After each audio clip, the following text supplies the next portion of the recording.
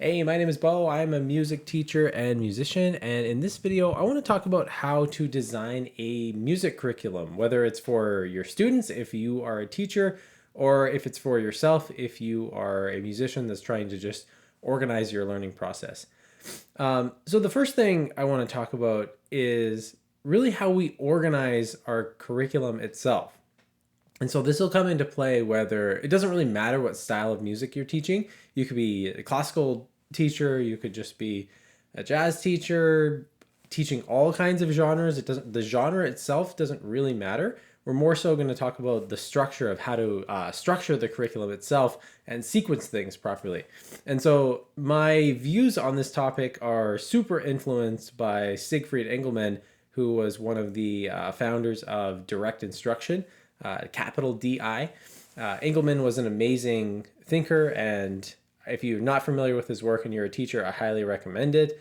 There's a website called ZigSite that has some of his personal writings. You can also go to the National Institute for Direct Instruction. Unfortunately, Engelmann is no longer with us, but there's lots of resources out there you can learn about what he thought and specifically how he thought about building curriculum. And one of the points that Engelmann brings up that's super important to acknowledge in the beginning for how to structure your whatever you're trying to teach is how you sequence things, when you introduce things. And so to give an example, in the public school system here in Canada, for example, if you look at how most teachers set up their classes, whether it could be a math class, could be an English class, social studies, it doesn't even really matter. But traditionally the way classes are set up in terms of curriculum, they do something called a spiral curriculum. And so what they do is they make kind of thematic units or themes, and they focus on these for a period of time, and then it shifts to another unit. So for example, math class might focus on some new kind of more advanced way of dealing with fractions this year, and then you do that for a few weeks, and then you shift on to some kind of trigonometry or geometry thing, and then that shifts on to something else. And depending on the teacher, you might do these for a different amount of time. It could be a week on each, it could be 2 weeks on each. It doesn't really matter, but the point is that there are themes that rotate, and that's called the spiral curriculum. And that really is the most common way it's set up in education. Music teachers don't tend to go to that extreme, but it can happen. And we really just from the beginning, when we're talking about making a curriculum, before we figure out what to put in the curriculum, we want to acknowledge that that is not actually a great way to do it. I'm not saying it's the worst thing in the world, and if you are a teacher and you like setting curriculum up like that, that is fine. But if you're not familiar with how it's done in direct instruction, you should at least investigate that, because it's extremely powerful to set it up a little bit differently. And I still want to focus on the spiral curriculum for a sec. And the main reason it's not effective is it has to do with the way that memories are formed and maintained.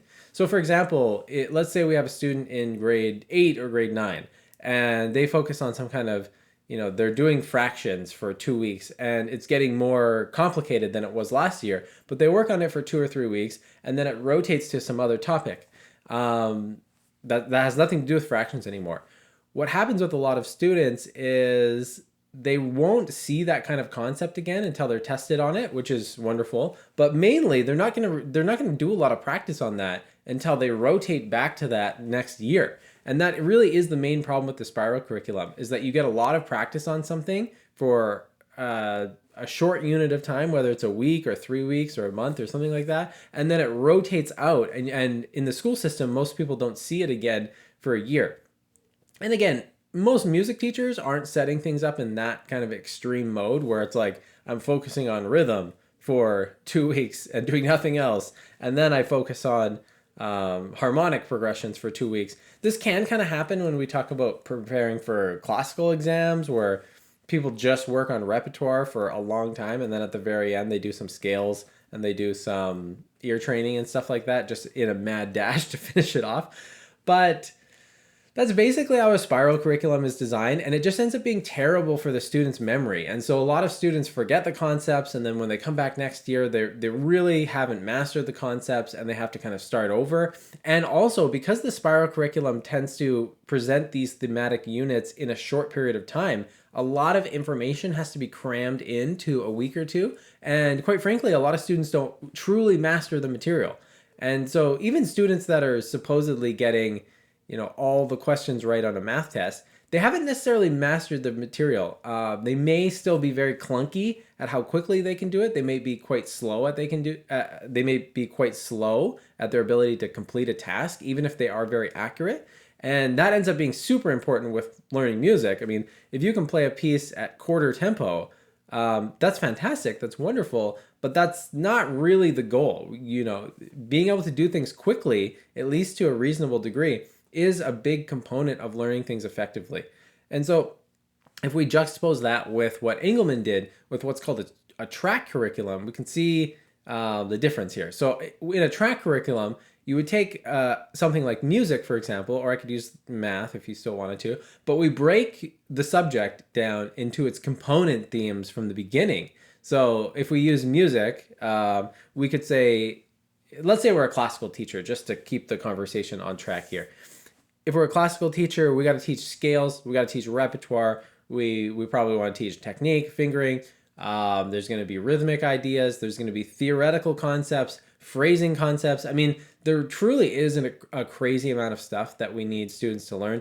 We need students to learn how to read notation. I mean, it really just goes on and on and on.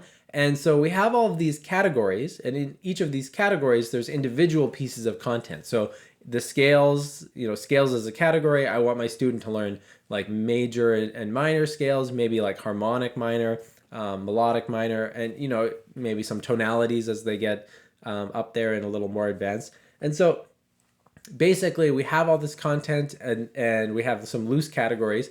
And again, the way it's done in a spiral curriculum is we would focus on one category as a unit and then come back to it. So we might do some focus on some scales for a few weeks right before an exam, and we may, accent certain scales, and then we don't really review those scales until next, exam or next year. We kind of repeat the process. But the point is, with a spiral curriculum, there's a gigantic gap in time. It could be months or even like a full year before we come back to it. Now with a spiral curriculum, or with a track curriculum, we would actually make a list of these categories. So there could be 10, there could be 15 things. It doesn't really matter the exact thing. But we actually do a little bit of everything all the time. Every lesson, we cover a little bit of a scale, a little bit of repertoire, a little bit of rhythm, a little bit of some new theory concept. And there's a few benefits to this. The first benefit is that there's a slow bleed, which makes it easier to master material. So for example, if we only do scales right before an exam, and the student has to learn 10 to 15 scales, which is common before like a classical music exam, that's a lot of content that they have to learn.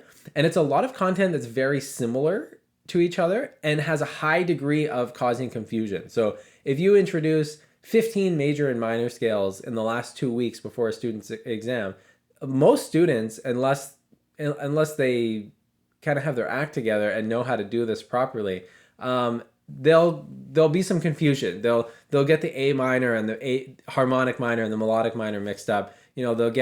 They'll forget if F major has the B flat or whatever. I mean, I'm talking about very beginner stuff here, but it really can happen when you introduce too much content at a time. And the same goes for everything else. I mean, if you learn 2 pieces of repertoire that are super, super similar, like say a student learned 2 pieces in D minor by Bach that had a lot of the same patterns, and they're learning to play these from memory, and they're both in 4/4, and there's a high chance that there's gonna be some inference or interference between the two, and they're gonna get mixed up between the 2 pieces. And so when we teach with a spiral curriculum, we are forced to teach a lot of similar information at the same time. When we teach with a track curriculum, we teach a lot of information in each lesson, but it's coming from these different categories. And because it's coming from a different category, it's easier to not mix it up. So if today you learn one new scale, a couple bars from a piece of repertoire, a new theory concept, a new rhythm pattern, everything is radically different than each other. It makes it easier to memorize. And then fast forward, after a couple days or a week when the next lesson happens, now when you add another piece of content, another scale, another rhythmic pattern, another 4 bars of repertoire or whatever, the old thing has kind of had some time to solidify in your memory, and there's less of a chance for this retroactive interference to take place, And then the memories just form in a more stable way. And you also review what was done before. And so a track curriculum, when you plan it out, it can look kind of crazy because there's like 15 or 20 categories that you're hitting on per day. And it's just a slow bleed over the whole course of the school year or the semester or whatever you teach in. And that's really the benefit of setting up a track curriculum, is that the students retain the information better. It's more manageable. So just in terms of a difficulty point of view, they can get more out of the effort that they actually put in, and it just sticks with them much longer. I mean, you can have students, they take their break in the summer, they come back and they don't really forget anything, because every lesson you're kind of reviewing for just a second or two the scale that they learned the week before, the scale that they learned 2 weeks before and 3 weeks before, and it just really snowballs into enhanced vocabulary and conceptual acquisition just across the board. And so that's the main thing I would say that you should change your thinking on when you're starting to design a curriculum. If you look at my channel, there's a video about how to build a practice routine, and it's very similar to this in terms of the recommendation that I get. This just gets a little more nitty gritty and gets a little more detailed. And then what you want to do is, after you've kind of changed your mindset about how you should introduce things, it comes to actually planning a curriculum for your student. And what that entails is just a planning process where you sit down and you figure, where am I trying to get this student? So I have, let's use two examples. Let's say I have a 10-year-old piano student who's taking classical music exams. I'm going to figure out, okay, this is the difficulty of repertoire they need to be able to play by the end of this year. These are the scales and the arpeggios and the ear training stuff that they have to cover for the exam. They probably want to learn how to play some pop music on the side or some just fun songs. So I'm gonna factor that in as a category. Here's the rhythmic stuff. Here's the theoretical concepts. And you literally just draft a giant list of, you make categories as well as you can, and then you import the specific pieces of content. So scales, they have to learn these scales. Rhythms, they have to know how to read these kinds of rhythms. Theoretical concepts, they need to know that these keys have these key signatures, or they need to know how to build, chords theoretically. I also want them to be able to audiate chords. I should be able to play like a 1-4-5, and they should be able to tell me what it is. So you need to explicitly write these goals down, because if you just assume that students are going to pick this stuff up magically or by osmosis, it's very unlikely. I mean, the whole reason they're getting music lessons from you is you're going to teach them how to do this stuff. And so at the beginning, make a list of where you want your students to be in an ideal way, in an ideal world, and just draft a giant list. And then you basically have now your objectives for what you want them to be able to do. There could be sight reading objectives in there, all that kind of stuff. It's up to you to choose what you want them to do. I'm just here to show you how to structure it and how to organize it. And then what you do in each lesson, you really just take a minute or so just grabbing a piece of content from each thing. And someone who's a master at doing this is a music teacher named Paul Harris. He has a wonderful book called Simultaneous Practice.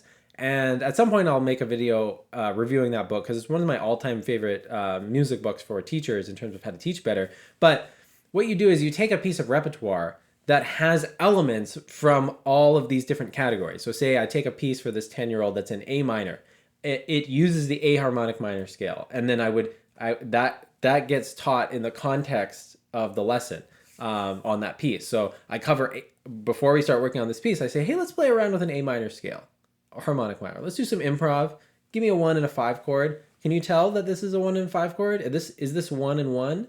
Or is this 1 and 5? Or is this 5 and 1? And so you sneak the ear training in, and you sneak the scale in, and you sneak the theoretical concepts and the rhythmic concepts in the context of the song. That's how you make this flow really well musically. And if you're interested in that, go check out Paul Harris's book, Simultaneous Learning. It's wonderful. But it really just coincides with how Engelman planned his stuff for direct instruction. Engelman wasn't a music teacher, but the stuff imports very well for musicians. Now, if we use another example, let's say, I'll use an example for myself. So I'm a jazz musician. Jazz is a little more difficult, I would say, to make a curriculum with, because there's less of an established exact training regimen. So if I want to train a classical guitarist, there's really good method books that kind of take you from zero to hero, and you can use several of them at the same time, and it usually just works out well because there's so much of a history of people learning classical guitar and great method books. We've kind of figured out what methods work well, and you need to tweak it and add things so students stay interested and their own motivations are being satisfied a bit. But the core of what we need to do in terms of materials has already been kind of discovered and made. When we talk about jazz guitar, I would not say the same thing exists in the same way. There are many great method books out there, but I don't think currently we're in 2025. I don't think there is a standalone guitar method that can take someone from a complete beginner into like a professional jazz musician in the same way. What I'm trying to get at is you have to make your own curriculum, and then how do you do that, right? And so if I'm making a curriculum for myself, I have to think about, okay, where do I want to be after like a long unit of time, like 3 months or 6 months or a year? What repertoire do I want to learn? What kind of things do I want to focus on the instrument? I want to focus on improvising, and I want to focus on improvising over these new kind of harmonic patterns and all that kind of stuff. Maybe there's like a new my friend and I have been working on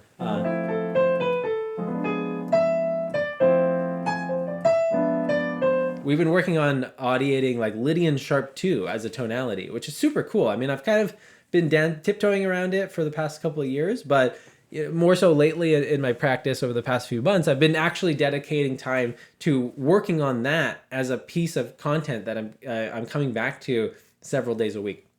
And so basically it's the same process. You figure out where do you want to be, what kind of repertoire do I want to learn, what things do I need musically to play that repertoire in terms of scales, theoretical knowledge, rhythmic knowledge, technique on the instrument, phrasing concepts. There's really an insane amount of categories with music and that you can work on, and that's why this works so well. You could even have performing be a category. So you could spend time daily performing, maybe just hit record on your phone and perform something and then send it to somebody. So, you're not going to edit anything. You're just going to put a little bit of pressure on yourself to perform. And so there's many different things we can work into our curriculum.